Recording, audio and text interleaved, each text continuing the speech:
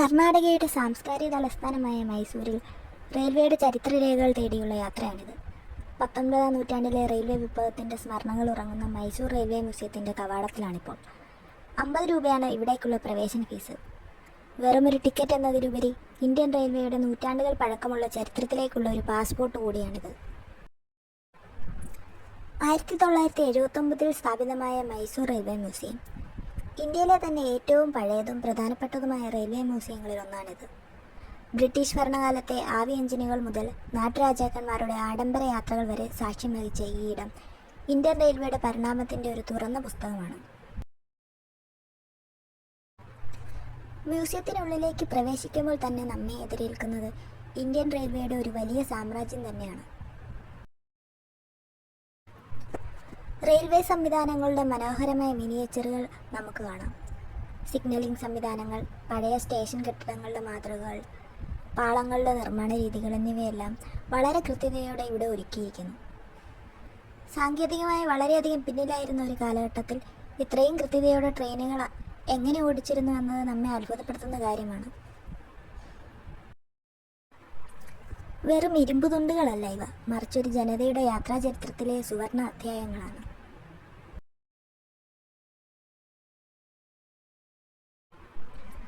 നാം ഇന്ന് കാണുന്ന അത്യാധുനികമായ ട്രെയിൻ യാത്രകളിലേക്ക് ഇന്ത്യ എങ്ങനെ എത്തി എന്നതിൻ്റെ കൃത്യമായ അടയാളപ്പെടുത്തലുകളാണ് ഈ മ്യൂസിയം. മൈസൂർ രാജവംശത്തിൻ്റെ വലിയൊരു സഹകരണം ഈ മ്യൂസിയത്തിൻ്റെ സ്ഥാപനത്തിന് പിന്നിലുണ്ട്. കാതുകൾ തുളയ്ക്കുന്ന ആവി എഞ്ചിനുകളുടെ ചൂളംവിളികളും കൽക്കരിപ്പുകയുടെ ഗന്ധങ്ങളും നിറഞ്ഞു നിന്ന ഒരു കാലത്തെയാണ് ഇവിടെ പുനരാവിഷ്കരിച്ചിരിക്കുന്നത്.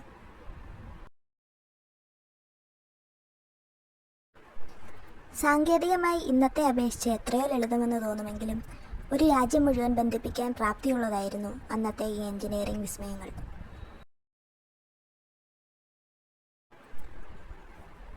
ഇവ ഓരോന്നിൻ്റെയും പിന്നിൽ ആ പഴയകാലത്തെ സാങ്കേതിക വിദഗ്ധരുടെ കഠിനാധ്വാനത്തിൻ്റെ കഥയുണ്ട്. ആധുനികതയിലേക്കുള്ള ചൂടുവെപ്പിൽ നാം മറന്നുപോയതോ അല്ലെങ്കിൽ ഉപേക്ഷിച്ചതോ ആയ ആ പഴയകാല ഉപകരണങ്ങൾ ഇന്നും ഇതാ ഇവിടെ നമുക്ക് മുന്നിൽ വിസ്മയമായി നിൽക്കുന്നു. 19-ാം നൂറ്റാണ്ടിൽ ബ്രിട്ടീഷുകാർ ഇന്ത്യയിൽ റെയിൽവേ കൊണ്ടുവന്നപ്പോൾ അത് കേവലം യാത്രാ സൗകര്യത്തിന് മാത്രമായിരുന്നില്ല, മറിച്ചൊരു രാജ്യത്തിൻ്റെ വിഭവശേഷി മുഴുവൻ ഒരിടത്തു നിന്ന് മറ്റൊരിടത്തേക്ക് എത്തിക്കാനുള്ള സുപ്രധാനമായ ഒരു കണ്ണിയായിരുന്നു. ഇന്നത്തെ അതിവേഗ ട്രെയിനുകൾക്ക് മുൻഗാമികളായ ഈ കരിവണ്ടികൾ അക്കാലത്ത് മണിക്കൂറിൽ കഷ്ടിച്ച് 30 മുതൽ 40 കിലോമീറ്റർ വരെ മാത്രമായിരുന്നു വേഗത കൈവരിച്ചിരുന്നത്. എങ്കിലും ആ വേഗതയായിരുന്നു ഇന്ത്യ എന്ന മഹാരാജ്യത്തെ ഇന്ന് കാണുന്ന രീതിയിൽ കോർത്തിണക്കിയത്. ഈ മ്യൂസിയം സന്ദർശിക്കുന്ന ഏതൊരാൾക്കും ആ കാലഘട്ടത്തിലെ യാത്രകളുടെയും കഠിനാധ്വാനത്തിൻ്റെയും നേർചിത്രം ഇവിടെ കാണാൻ സാധിക്കും. പഴയ കാലത്തെ ട്രെയിനുകൾക്ക് ദിശ കാട്ടാനും സിഗ്നലുകൾ നൽകാനും ഉപയോഗിച്ചിരുന്ന വിളക്കുകൾ ഇവിടെ അതീവ ജാഗ്രതയോടെ സംരക്ഷിച്ചിരിക്കുന്നു.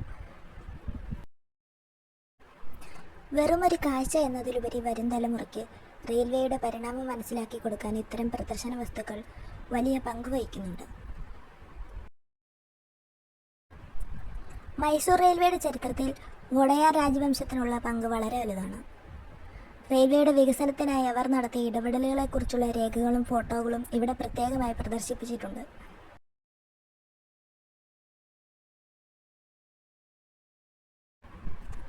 ഇന്ത്യയിലെ മറ്റു പല പ്രവിശ്യകളിലും റെയിൽവേ വെറുമൊരു കച്ചവട സംവിധാനമായിരുന്നപ്പോൾ മൈസൂരിൽ അത് ജനങ്ങളുടെ പുരോഗതിയുടെ അടയാളമായിട്ടാണ് വളർന്നത്. ഈ മ്യൂസിയത്തിലെ ഓരോ ചില്ലുകൂടുകളും തുറക്കുന്നത് ഒരു വലിയ സാങ്കേതിക വിപ്ലവത്തിൻ്റെ അധ്യായങ്ങളാണ്. ചരിത്രത്തെ സ്നേഹിക്കുന്നവർക്ക് ഇവിടം വെറും ഒരു കാഴ്ചയല്ല, മറിച്ച് അറിവിൻ്റെ വലിയൊരു അക്ഷയഖനിയാണ്.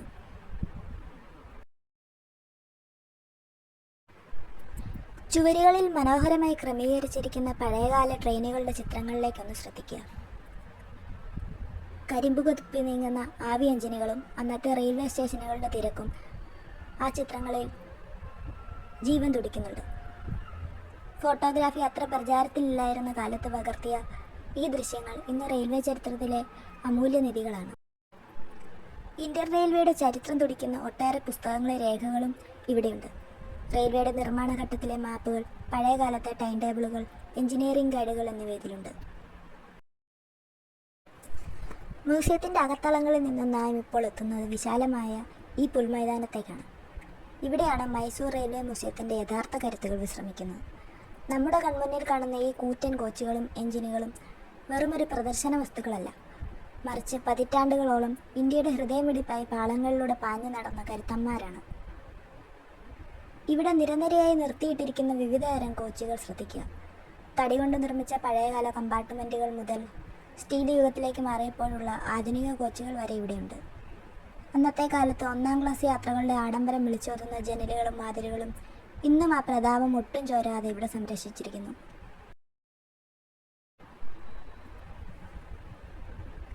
ഓരോ കോച്ചിനുള്ളിലും കയറുമ്പോൾ നമുക്ക് അനുഭവപ്പെടുക പഴയ ഒരു കാലഘട്ടത്തിൻ്റെ ഗന്ധമാണ്.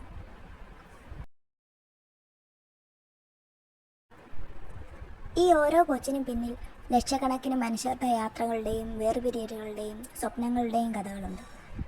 ആധുനികതയുടെ വേഗതയിൽ നാം ഉപേക്ഷിച്ചു പോന്ന ഈ പഴയകാല വിസ്മയങ്ങൾ ഇന്ത്യൻ റെയിൽവേയുടെ വളർച്ചയുടെ ഓരോ ഘട്ടങ്ങളെയും നമുക്ക് കൃത്യമായി കാണിച്ചു തരുന്നു. സാങ്കേതികമായി വളരെയധികം പരിമിതികൾ ഉണ്ടായിരുന്നിട്ടും ഇത്രയും ഭീമാകരമായ കോച്ചുകൾ രൂപകൽപ്പന ചെയ്ത അന്നത്തെ എഞ്ചിനീയർമാരുടെ ദീർഘവീക്ഷണം നമ്മെ അത്ഭുതപ്പെടുത്തും.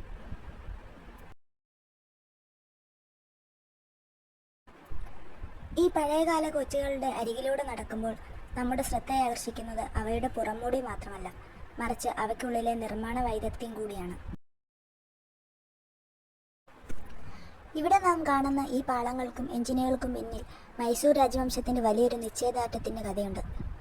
1870-കളിൽ ഇന്ത്യയുടെ പല ഭാഗങ്ങളിലും ബ്രിട്ടീഷുകാർ നേരിട്ട് റെയിൽവേ നിർമ്മാണം നടത്തിയിരുന്നപ്പോൾ മൈസൂർ മഹാരാജാവായിരുന്ന ചാമരാജേന്ദ്ര വോഡയാർ സ്വന്തം രാജ്യത്തിൻ്റെ പുരോഗതിക്കായി സ്വയം മുൻകൈ എടുത്ത് റെയിൽവേ ലൈനുകൾ സ്ഥാപിക്കാൻ തീരുമാനിച്ചു.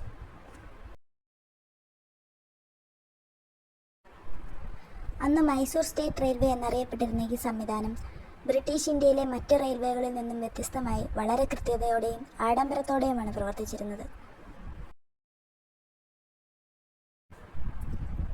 ഈ കാണുന്ന ഓരോ ലോക്കോമോട്ടീവുകളും സമുദ്രങ്ങൾ കടന്ന് ഇംഗ്ലണ്ടിലെ ഫാക്ടറികളിൽ നിന്നും കപ്പൽ മാർഗം ഇന്ത്യയിലെത്തിച്ചവയാണ്. ആ കാലഘട്ടത്തിൽ ഇത്രയും ഭാരമേറിയ യന്ത്രങ്ങൾ കാളവണ്ടികളിലും ആനയെ ഉപയോഗിച്ച് റെയിൽവേ സൈറ്റുകളിലേക്ക് എത്തിച്ചിരുന്ന ആ കാഴ്ച ഒന്ന് ഭാവനയിൽ കണ്ടു നോക്കൂ.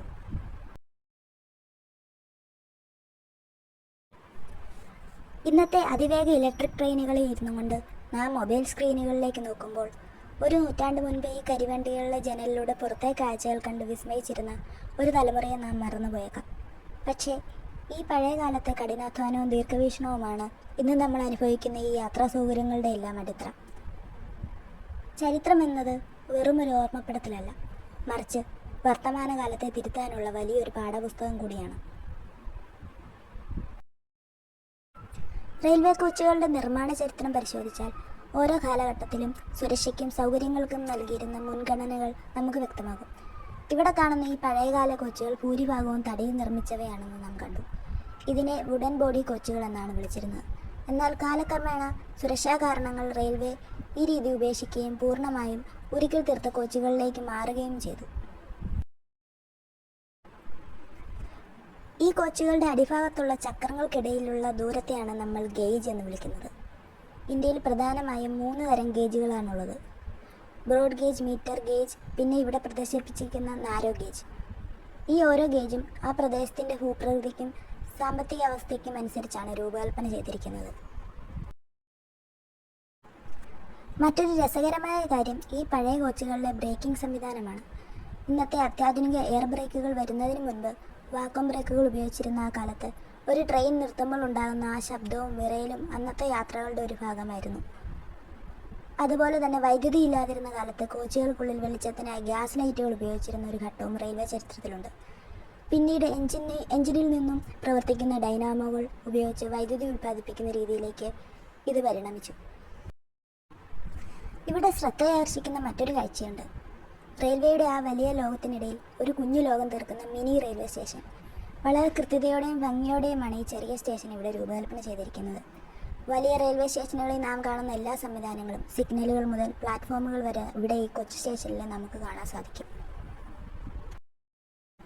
മ്യൂസിയം വളപ്പിലൂടെ വളഞ്ഞു പുളഞ്ഞു പോകുന്ന ഈ ചെറിയ പാളങ്ങളിലൂടെ ടോയ് ട്രെയിൻ നീങ്ങുമ്പോൾ അവിടെയുള്ള ഓരോ മുഖത്തും വിരിയുന്ന പുഞ്ചിരി ശ്രദ്ധിക്കുക.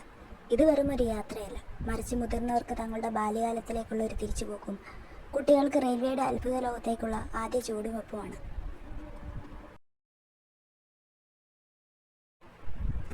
മ്യൂസിയത്തിൻ്റെ ഈ ശാന്തമായ അന്തരീക്ഷത്തിൽ നിൽക്കുമ്പോൾ ഒരു നൂറ്റാണ്ട് മുൻപത്തെ മൈസൂരിനെക്കുറിച്ച് നാം ചിന്തിക്കേണ്ടതുണ്ട്. 1881 മൈസൂർ റെയിൽവേയുടെ ഭരണം മഹാരാജാവിന് കൈമാറി കിട്ടിയപ്പോൾ അതൊരു പുതിയ യുഗത്തിൻ്റെ തുടക്കമായിരുന്നു. ബ്രിട്ടീഷുകാർ ലാഭം മാത്രം ലക്ഷ്യമിട്ട് റെയിൽവേ വികസിപ്പിച്ചപ്പോൾ മൈസൂർ രാജവംശം അതിനെ കണ്ടത് സാധാരണക്കാരുടെ ജീവിത നിലവാരം ഉയർത്താനുള്ള ഒരു ഉപാധിയായിട്ടാണ്. ഈ കാണുന്ന ഓരോ എഞ്ചിനും ഓരോ സാങ്കേതിക വിപ്ലവത്തിൻ്റെ അടയാളങ്ങളാണ്. കൽക്കരി എഞ്ചിനുകളിൽ നിന്ന് ഡീസൽ എഞ്ചിനുകളിലേക്കും പിന്നീട് ഇലക്ട്രിക് ട്രെയിനുകളിലേക്കുമുള്ള മാറ്റം കേവലം ഇന്ധനത്തിൻ്റെ മാറ്റമായിരുന്നില്ല, മറിച്ചൊരു രാജ്യത്തിൻ്റെ വേഗതയുടെ മാറ്റമായിരുന്നു. അക്കാലത്ത് റെയിൽവേ ലൈനുകൾ സ്ഥാപിക്കുന്നതിനായി കാടുകളും മലകളും മുറിച്ചു കടന്ന എഞ്ചിനീയർമാരുടെ നിശ്ചയദാർഢ്യം അത്ഭുതകരമാണ്. യന്ത്രസാമഗ്രികൾ കുറവായിരുന്ന ആ കാലത്ത് വെറും കൈക്കരുത്തും ആനകളുടെ സഹായവും കൊണ്ട് ടൺ കണക്കിന് ഭാരമുള്ള പാളങ്ങൾ കിലോമീറ്ററുകളോളം സ്ഥാപിച്ചത് ഇന്നത്തെ തലമുറയ്ക്ക് വിശ്വസിക്കാൻ പ്രയാസമായിരിക്കും.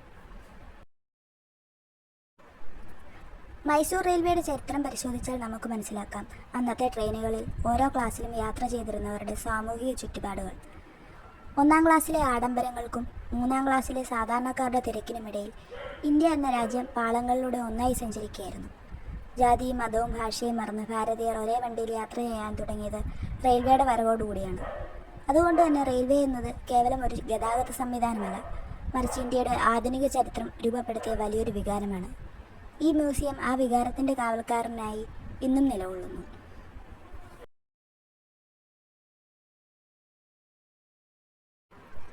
മൈസൂർ റെയിൽവേ മ്യൂസിയത്തിലെ കാഴ്ചകൾക്കിടയിൽ സന്ദർശകരെ ഏറ്റവും കൂടുതൽ അത്ഭുതപ്പെടുത്തുന്ന ഒന്നാണ് ഈ മഞ്ഞ നിറത്തിലുള്ള വാഹനം. ഒറ്റ നോട്ടത്തിൽ ഇതൊരു പഴയ മോഡൽ കാറാണെന്ന് നമുക്ക് തോന്നും. എന്നാൽ സൂക്ഷിച്ചു നോക്കിയാൽ മനസ്സിലാക്കാം ഇത് നിരത്തുകളിലല്ല, മറിച്ച് റെയിൽവേ പാളങ്ങളിലൂടെ ഓടാൻ രൂപകൽപ്പന ചെയ്ത ഒന്നാണ്. ഇതിനെയാണ് ഓസ്റ്റിൻ റെയിൽ മോട്ടോർ കാർ എന്ന് വിളിക്കുന്നത്. 1925 നിർമ്മിക്കപ്പെട്ട ഒരു ഓസ്റ്റിൻ 7 കാറിനെ റെയിൽവേ ആവശ്യങ്ങൾക്കായി പരിഷ്കരിച്ചെടുത്തതാണിത്. റെയിൽവേയുടെ ഉന്നത ഉദ്യോഗസ്ഥർക്ക് ട്രാക്കുകൾ പരിശോധിക്കാനും അറ്റകുറ്റപ്പണികൾ വിലയിരുത്താനും വേണ്ടിയാണ് ഇത്തരമൊരു സംവിധാനം അന്ന് വികസിപ്പിച്ചത്. മൈസൂർ റെയിൽവേയുടെ ചരിത്രം പരിശോധിക്കുമ്പോൾ നമ്മെ അത്ഭുതപ്പെടുത്തുന്ന മറ്റൊരു വസ്തുതയുണ്ട്. 19-ാം നൂറ്റാണ്ടിൻ്റെ അവസാനത്തിൽ മൈസൂരിലുണ്ടായ അതിഭയങ്കരമായ ക്ഷാമകാലത്താണ് റെയിൽവേ ലൈനുകളുടെ നിർമ്മാണം യുദ്ധകാലാടിസ്ഥാനത്തിൽ പൂർത്തിയാക്കാൻ മഹാരാജാവ് ഉത്തരവിട്ടത്. ക്ഷാമബാധിത പ്രദേശങ്ങളിലേക്ക് അന്നത്തെ വിദേശ രാജ്യങ്ങളിൽ നിന്നും മറ്റും എത്തിച്ചിരുന്ന ഭക്ഷ്യധാന്യങ്ങൾ വേഗത്തിൽ എത്തിക്കുക എന്നതായിരുന്നു ഇതിന് പ്രധാന ലക്ഷ്യം.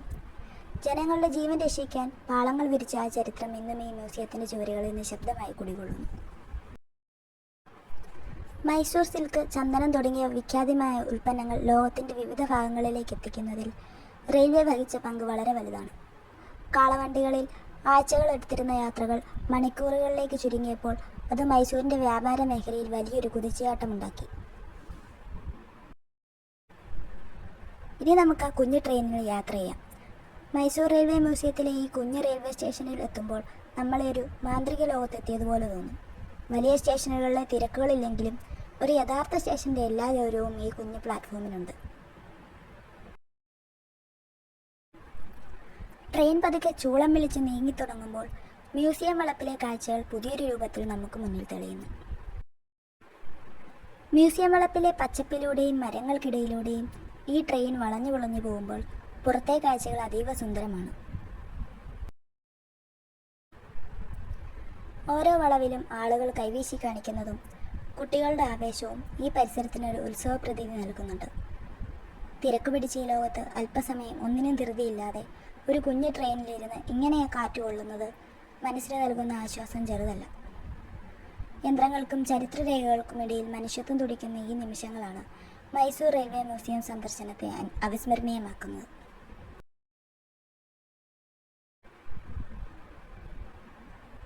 ട്രെയിൻ നീങ്ങുമ്പോൾ നേരത്തെ നമ്മൾ കണ്ട ആ ഭീമൻ എഞ്ചിനുകളെയും കോച്ചുകളെയും മറ്റൊരു കോണിലൂടെ നോക്കി കാണാൻ സാധിക്കും. വലിയ ലോക്കോമോട്ടീവുകൾക്ക് അരികിലൂടെ ഈ ചെറിയ തീവണ്ടി കടന്നു പോകുമ്പോൾ റെയിൽവേയുടെ വളർച്ചയുടെ 2 വശങ്ങളാണ് നമ്മൾ ഒരേ സമയം കാണുന്നത്. ഒന്ന് നിശ്ചലമായ ചരിത്രവും മറ്റൊന്ന് ചലിക്കുന്ന വിനോദവും.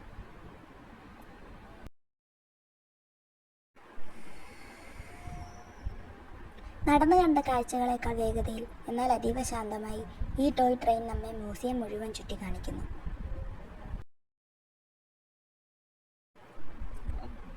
ഈ ചെറിയ തീവണ്ടി പാതയിലൂടെയുള്ള യാത്ര തുടരുമ്പോൾ മ്യൂസിയം വളപ്പിലെ ഓരോ കോണിലും പതിറ്റാണ്ടുകൾ പഴക്കമുള്ള റെയിൽവേയുടെ അടയാളങ്ങൾ നമുക്ക് ദൃശ്യമാകും. പച്ചപ്പുകൾക്കിടയിലൂടെയും പഴയ ഭീമൻ എഞ്ചിനുകൾക്കരികിലൂടെയും ഈ ടോയ് ട്രെയിൻ നീങ്ങുന്നത് കാണുമ്പോൾ റെയിൽവേയുടെ വളർച്ചയുടെ രണ്ട് വ്യത്യസ്ത കാലഘട്ടങ്ങൾ തമ്മിലുള്ള ഒരു സമാഗമം പോലെ നമുക്കത് തോന്നും.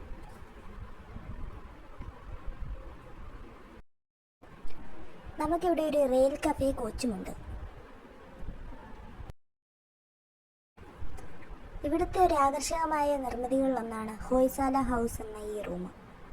പഴയകാല മൈസൂർ സ്റ്റേറ്റ് റെയിൽവേയുടെ ഉദ്യോഗസ്ഥർക്കായി നിർമ്മിക്കപ്പെട്ട ഈ കെട്ടിടം ഇന്ന് റെയിൽവേയുടെ ചരിത്ര രേഖകൾ സൂക്ഷിക്കുന്ന ഒരു വിജ്ഞാന കേന്ദ്രമാണ്.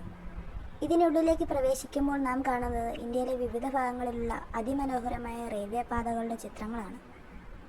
ഇന്ത്യൻ റെയിൽവേ എന്നത് കേവലം ഒരു ഗതാഗത സംവിധാനമല്ല, മറിച്ച് ഈ രാജ്യത്തിൻ്റെ പ്രകൃതി ഭംഗിയെ തൊട്ടറിഞ്ഞുകൊണ്ടുള്ള ഒരു യാത്രയാണ്. പശ്ചിമഘട്ടത്തിലെ മലനിരകൾ മുറിച്ചു കടക്കുന്ന കൊങ്കൺ റെയിൽവേയും ഹിമാലയത്തിൻ്റെ മടിത്തട്ടിലൂടെ നീങ്ങുന്ന ഡാർജിലിംഗ് ഹിമാലയൻ റെയിൽവേയും ഒക്കെ ഈ ചുവരുകളിൽ ചിത്രങ്ങളായി നമുക്ക് മുന്നിലുണ്ട്. ദക്ഷിണേന്ത്യയിലെ നീലഗിരി മൗണ്ടൻ റെയിൽവേയുടെ ആ ചെറിയ കൂകിവിളികളും രാമേശ്വരത്തെ കടലിന് മുകളിലൂടെയുള്ള പാമ്പൻ പാലത്തിൻ്റെ യാത്രയും ഓരോ യാത്രികൻ്റെയും സ്വപ്നങ്ങളാണ്. വനമേഖലകളിലൂടെയും തുരങ്കങ്ങളിലൂടെയും കടന്നു പോകുന്ന ഈ പാതകൾ നിർമ്മിച്ച അന്നത്തെ എഞ്ചിനീയർമാരുടെ വൈദഗ്ധ്യം നമ്മെ അത്ഭുതപ്പെടുത്തും. പ്രകൃതിയെ ഒട്ടും നോക്കാതെ അതേസമയം ആ പ്രകൃതിയുടെ ഭംഗി യാത്രക്കാർക്ക് പൂർണ്ണമായും ആസ്വദിക്കാൻ കഴിയുന്ന രീതിയിലാണ് ഇത്തരം പാതകൾ രൂപകൽപ്പന ചെയ്തിരിക്കുന്നത്. ഈ ഭാഗത്തേക്ക് എത്തുമ്പോൾ നമ്മൾ കാണുന്നത് ഇന്ത്യൻ റെയിൽവേയുടെ കരുത്തുറ്റ മറ്റൊരു മാറ്റത്തിൻ്റെ ചരിത്രമാണ്. ആവി എഞ്ചിനുകളിൽ നിന്നും ഡീസൽ എഞ്ചിനുകളിലേക്കും അവിടെ നിന്നും ഇന്നത്തെ അതിവേഗ ഇലക്ട്രിക് ലോക്കോമോട്ടോവുകളിലേക്കുമുള്ള ആ പരിണാമം അതിശയകരമാണ്. 1925 ബോംബെ വിക്ടോറിയ ടെർമിനസും കുർളയ്ക്കുമിടയിൽ ആദ്യത്തെ ഇലക്ട്രിക് ട്രെയിൻ ഓടുമ്പോൾ അത് ഇന്ത്യയുടെ യാത്രാ ചരിത്രത്തിലെ ഒരു പുതിയ യുഗത്തിൻ്റെ തുടക്കമായിരുന്നു. റെയിൽവേയുടെ സാങ്കേതിക വിദ്യയിലെ ഈ മാറ്റം കേവലം എഞ്ചിനുകളിൽ മാത്രം ഒതുങ്ങുന്നതല്ല. പാളങ്ങൾക്ക് മുകളിലൂടെ കിലോമീറ്ററുകളോളം നീളുന്ന വൈദ്യുത കമ്പികളും അവയെ നിയന്ത്രിക്കുന്ന സബ്സ്റ്റേഷനുകളും സിഗ്നലിംഗ് സംവിധാനങ്ങളും എല്ലാം ഒത്തുചേർന്ന ഒരു വലിയ ശൃംഖലയാണിത്. ഈ ഓരോ എഞ്ചിൻ്റെയും നിർമ്മാണശൈലി പരിശോധിച്ചാൽ നമുക്ക് മനസ്സിലാക്കാം ഓരോ പതിറ്റാണ്ടിലും വേഗതയും സുരക്ഷയും വർദ്ധിപ്പിക്കാൻ റെയിൽവേ എഞ്ചിനീയർമാർ എത്രമാത്രം പരിശ്രമിച്ചിട്ടുണ്ടെന്ന്. ഇന്ന് നമ്മൾ കാണുന്ന വന്ദേ ഭാരത് പോലുള്ള സെമി ഹൈസ്പീഡ് ട്രെയിനുകളുടെ എല്ലാം അടിസ്ഥാനം ഇവിടെ വിശ്രമിക്കുന്ന ഈ പഴയകാല ഇലക്ട്രിക് ലോക്കോമോട്ടീവുകളാണ്. മാറ്റങ്ങളെ ഉൾക്കൊള്ളാൻ ഭയപ്പെടാത്ത ഒരു രാജ്യത്തിൻ്റെ വളർച്ചയാണ് ഈ പാളങ്ങളിലൂടെ നാം കാണുന്നത്. പ്രതാപം ഒട്ടും ചോരാതെ സംരക്ഷിച്ചിരിക്കുന്ന ഈ ഭീമൻ യന്ത്രങ്ങൾ ഇന്ത്യൻ റെയിൽവേയുടെ വർത്തമാനകാലത്തെയും ഭാവി കാലത്തെയും കുറിച്ചുള്ള വലിയ പ്രതീക്ഷകളാണ് ഓരോ യാത്രികനും നൽകുന്നത്.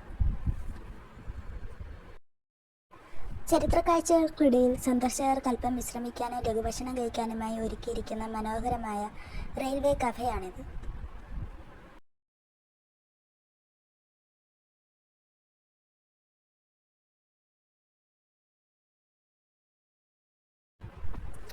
മ്യൂസിയത്തിൻ്റെ ഈ പുറംഭാഗത്തുകൂടി വീണ്ടും നടക്കുമ്പോൾ നമ്മുടെ കണ്ണുടക്കുന്നത് ഇവിടെ ചിതറിക്കിടക്കുന്ന ഓരോ ചെറിയ യന്ത്രഭാഗങ്ങളിലുമാണ്.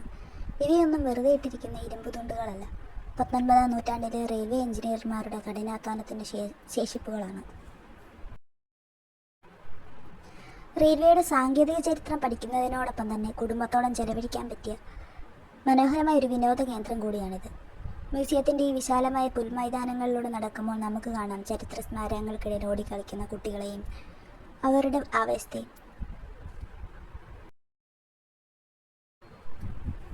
ഇനി നമുക്ക് കാണാനുള്ളത് ഈ മ്യൂസിയത്തിലെ ഏറ്റവും സവിശേഷമായ അങ്ങേയറ്റം ആഡംബരപൂർണമായ ഒരു കാഴ്ചയാണ്. 1899 നിർമ്മിക്കപ്പെട്ട മഹാറാണി സലൂൺ. മൈസൂർ രാജകുടുംബത്തിലെ അംഗങ്ങൾക്ക് യാത്ര ചെയ്യാൻ വേണ്ടി മാത്രം പ്രത്യേകം രൂപകൽപ്പന ചെയ്ത ഒരു കൊട്ടാരമാണിത്. പുറമേ നിന്ന് നോക്കിയാൽ ഒരു സാധാരണ കോച്ചാണെന്ന് തോന്നുമെങ്കിലും ഇതിനുള്ളിലേക്ക് പ്രവേശിക്കുമ്പോൾ നാം വിസ്മയിച്ചു പോകും. ഈ സലൂണിനുള്ളിലെ ഓരോ മുറിയും പരിശോധിക്കുമ്പോൾ ഒരു കൊട്ടാരത്തിലെ എല്ലാ ആഡംബരങ്ങളും ഈ പരിമിതമായ സ്ഥലത്തെ എങ്ങനെ ഒരുക്കിയെന്നത് നമ്മെ അത്ഭുതപ്പെടുത്തും. ഇതിലെ ബെഡ്റൂമിലേക്ക് വരാം. യാത്രക്കിടയിലും സുഖകരമായ ഉറക്കം ഉറപ്പാക്കാൻ പാകത്തിലുള്ള വിശാലമായ കട്ടിലുകൾ ഇവിടെയുണ്ട്. ജനലിലൂടെ പുറത്തെ കാഴ്ചകൾ കണ്ടുകൊണ്ട് വിശ്രമിക്കാൻ കഴിയുന്ന രീതിയിലാണ് ഇവ ക്രമീകരിച്ചിരിക്കുന്നത്. ഈ കോച്ചിൻ്റെ തറ മുതൽ മേൽക്കൂര വരെ മൈസൂർ രാജവംശത്തിൻ്റെ തനതായ കലാവൈഭവം വിളിച്ചോതുന്നവയാണ്.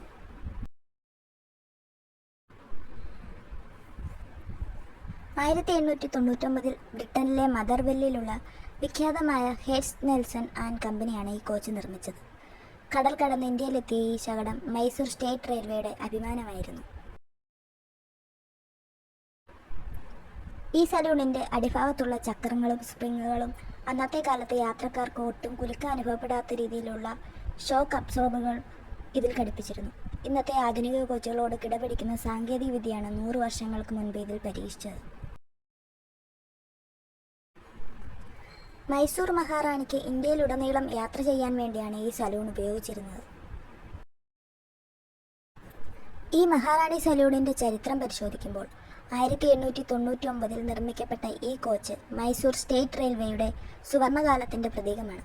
അക്കാലത്ത് ബ്രിട്ടീഷ് ഇന്ത്യയിലെ മറ്റ് റെയിൽവേ കമ്പനികളിൽ നിന്നും വ്യത്യസ്തമായി മൈസൂർ രാജവംശം സ്വന്തമായ ഒരു റെയിൽവേ ശൃംഖല തന്നെ വളർത്തിയെടുത്തിരുന്നു. ആ ആത്മവിശ്വാസത്തിൻ്റെയും സാമ്പത്തിക ഭദ്രതയുടെയും അടയാളമാണ് ഈ രാജകീയ സലൂൺ. മൈസൂർ റെയിൽവേ മ്യൂസിയത്തിൻ്റെ ഈ സുന്ദരമായ കാഴ്ചകൾ കണ്ടു തീർക്കുമ്പോൾ ഇവിടേക്ക് എങ്ങനെ എത്താമെന്നതിനെക്കുറിച്ച് കൂടി നാം അറിഞ്ഞിരിക്കേണ്ടതുണ്ട്.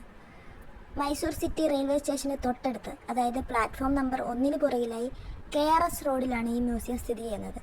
റെയിൽവേ സ്റ്റേഷനിൽ നിന്നും നടക്കാവുന്ന ദൂരമേ ഇവിടേക്കുള്ളൂ എന്നതുകൊണ്ട് തന്നെ ട്രെയിൻ മാർഗം മൈസൂരിലെത്തുന്നവർക്ക് ഏറ്റവും എളുപ്പത്തിൽ സന്ദർശിക്കാവുന്ന ഒരിടമാണിത്. ഇവിടെ എത്തുന്നവർക്ക് ചുരുങ്ങിയത് 2 മണിക്കൂറെങ്കിലും ഇവിടെ ആസ്വദിക്കാൻ സാധിക്കും. പച്ചപ്പിനും മരങ്ങൾക്കുമിടയിൽ ഇത്രയധികം ചരിത്ര സ്മാരകങ്ങൾ ഒരുക്കിയിരിക്കുന്ന മറ്റൊരു മ്യൂസിയം ദക്ഷിണേന്ത്യയിൽ കുറവായിരിക്കും. മൈസൂരിൻ്റെ തിരക്കുകളിൽ നിന്ന് മാറി ശാന്തമായ ഒരു അന്തരീക്ഷത്തിൽ ചരിത്രത്തെ തൊട്ടറിയാൻ ആഗ്രഹിക്കുന്നവർക്ക് ഈ മ്യൂസിയം ഒരു വലിയ അനുഭവം തന്നെയായിരിക്കും. ക്യാമറകൾക്കിവിടെ അനുവാദമുണ്ട്. അതുകൊണ്ട് തന്നെ പഴയകാല എഞ്ചിനുകൾക്കും ആഡംബര കോച്ചുകൾക്കുമൊപ്പം സുന്ദരമായ ചിത്രങ്ങൾ പകർത്താനും ഇവിടെ സാധിക്കും. ഇന്ത്യൻ റെയിൽവേയുടെ ആത്മാവ് തുടിക്കുന്ന ഈ പാളങ്ങളിലൂടെയുള്ള നമ്മുടെ യാത്ര ഇവിടെ പൂർണ്ണമാവുകയാണ്. ആവി എഞ്ചിനുകളുടെ കരിപ്പുകയും ചക്രങ്ങളുടെ ആ താളാത്മകമായ ശബ്ദവും ഇന്നും ഈ മ്യൂസിയം മുറ്റത്ത് എവിടെയോ തങ്ങി നിൽക്കുന്നത് പോലെ നമുക്ക് തോന്നും. ചരിത്രം വെറുമൊരു ഓർമ്മപ്പെടുത്തലല്ല, വരും തലമുറയ്ക്കുള്ള വഴികാട്ടി കൂടിയാണെന്ന് ഈ കാഴ്ചകൾ നമ്മെ വീണ്ടും ഓർമ്മിപ്പിക്കുന്നു. റെയിൽവേയുടെ ഈ നിശബ്ദ സാക്ഷികളെ പുറകിലാക്കി പുതിയൊരു ദേശത്തിൻ്റെ കാഴ്ചകളും പുതിയൊരു ചരിത്രത്തിൻ്റെ ശേഷിപ്പുകളുമായി നമുക്ക് വീണ്ടും കാണാം.